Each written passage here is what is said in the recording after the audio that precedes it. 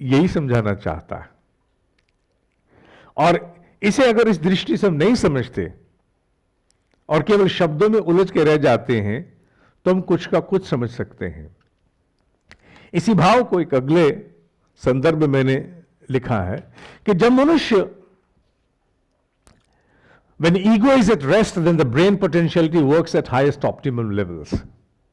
When ego is at rest, then the connectivity of human mind with the cosmic mind happens at optimal levels. जब जीव का अहंकार विश्रांति पर होता है तब उसका मस्तिष्क अपनी क्षमताओं की पराकाष्ठा को छूता है। जब जीव का अहंकार विश्रांति पर होता है तब ब्रह्मांडीय मन मनुष्य के मन में अवतरित होता है। विज्ञानमय कोश की साधना में हम यही तो करते हैं, शरीर से ऊपर उठ के मन, इच्छा, बुद्धि, थॉट एनालिसिस, चित्त, पूर्व की स्मृतियां इत्यादि, इन सभी से ऊपर उठते हैं तो फिर उस इजनेस की तरफ जाते हैं जो मैं हूं,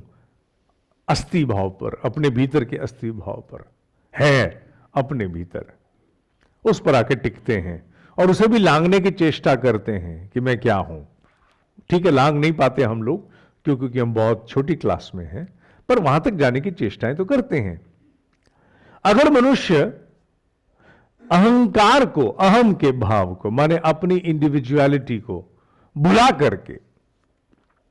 करके उससे मुक्त होकर के, वो सारे भेद जो मनुष्य के मस्तिष्क को बांधते हैं उनसे मुक्त होकर के जब कोई कार्य करता है तो मस्तिष्क के अनेकों वह क्षेत्र जो अन्यथा सक्रिय नहीं हो पाते वो स्वतः सक्रिय होना शुरू हो जाते हैं।